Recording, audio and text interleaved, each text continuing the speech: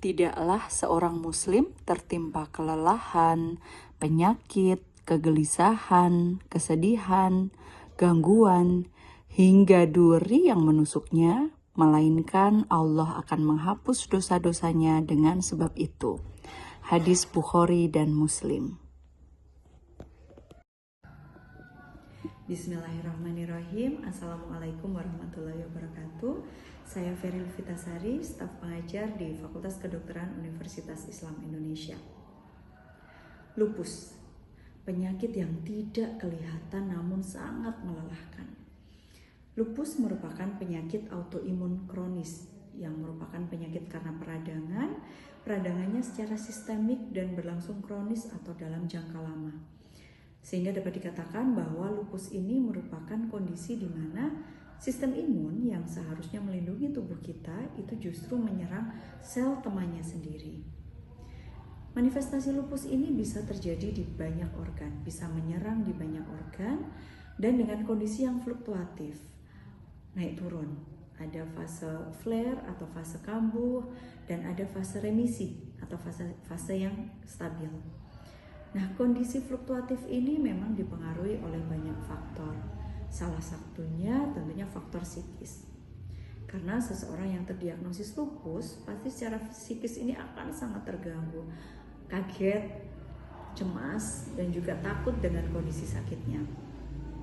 Pasien juga merasa lelah karena kondisi yang naik turun tadi, sehingga kondisi ini pun juga akan berpengaruh bahwa ada cemas, ada depresi, ada stres emosional, itu akan meningkatkan produksi sitokin proinflamasi seperti interleukin 6, TNF-alfa.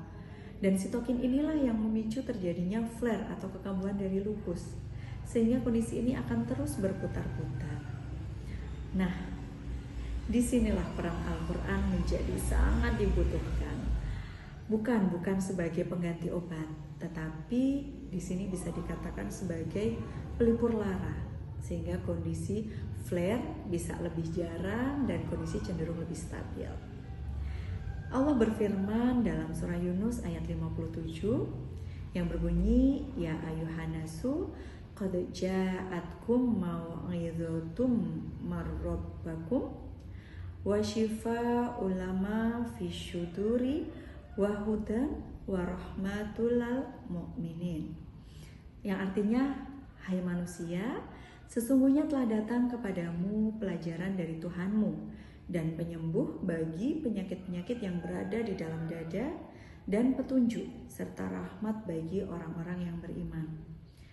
Nah, para mufasir menjelaskan bahwa penyakit dalam dada itu yang meliputi rasa gelisah, rasa putus asa, takut gitu. Sehingga ketika hati tenang, maka tubuh pun akan ikut tenang. Kondisi kesehatan pun cenderung stabil. Nah, secara medis, saat kita membaca Al-Quran dengan tartil, sistem saraf parasimpatis ini akan aktif. Kortisolnya turun, denyut jantung cenderung lambat, dan tekanan darah pun lebih stabil. Juga penelitian di Iran pada pasien dengan gagal ginjal yang menjalani hemodialisis rutin itu menunjukkan bahwa mendengarkan murotal selama 20 menit 3 kali seminggu selama 1 bulan itu ternyata mampu menurunkan kadar biomarker inflamasi tadi berupa interleukin 6. Secara signifikan kondisi ini akan turun. Nah, sehingga dapat kita tarik kesimpulan bahwa Al-Quran ini bekerja di jalur spiritual dengan cara menguatkan tawakal dan juga menghilangkan rasa sendiri dalam nyerinya, dalam sakitnya. Dan juga ternyata jalur fisiologis pun tetap berperan untuk menurunkan stres, sehingga kondisi ini harapannya akan menurunkan pemicu dari kondisi kekambuhan atau flare tadi.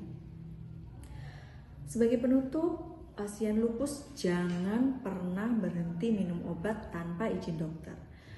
Dan harapannya jadikan membaca Al-Quran itu menjadi rutinitas harian bersama dengan mengkonsumsi obat setiap hari. Pilihlah suara yang membuat hati terasa lebih tenang. Ar-Rahman, Yasin, Al-Mulk, atau 3 qul. Baca pelan-pelan, dengarkan, dan resapi. Juga jangan lupa dengan doa Nabi, Allahumma robbanas adhibil ba'sa ishfi anta syafi la shifa'a illa shifa'uka shifa'ala yugadiru saqama. Ya Allah, Tuhan manusia, hilangkanlah penyakit ini, sembuhkanlah Engkaulah penyembuh. Tidak ada kesembuhan kecuali kesembuhan-Mu, kesembuhan yang tidak meninggalkan penyakit. Sakit adalah bentuk kasih sayang dan ujian dari Allah Subhanahu wa taala. Islam mengajarkan kita untuk menyeimbangkan doa dan tentunya tetap berikhtiar.